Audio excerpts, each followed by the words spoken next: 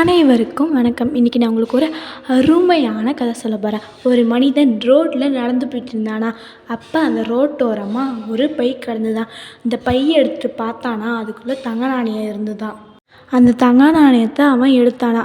எடுத்ததுக்கப்புறம் அந்த பை சொன்னிச்சான், இந்த தங்க நாணயத்தை நீ யூஸ் பண்ணணுன்னா என்ன தண்ணியில் தூக்கி போட்டதுக்கப்புறம் தான் யூஸ் பண்ணணும் அப்படின்னு சொன்னிச்சான். அதுக்கப்புறம் அவன் அந்த பையை எடுத்துக்கிட்டு வீட்டுக்கு போனானா. தினைக்கும் தங்க நாணயங்களை சேர்த்துக்கிட்டே இருந்தானா.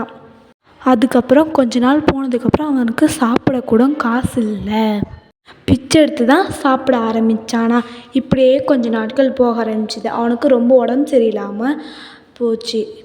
இப்படியே கொஞ்ச நாள் போய்கிட்டே இருக்குது. அதுக்கப்புறம் அவன் இறந்தும் போயிடுறான். அவங்க சொந்தக்காரங்களாம் வந்து அவன் வீட்டை பார்த்தாங்க.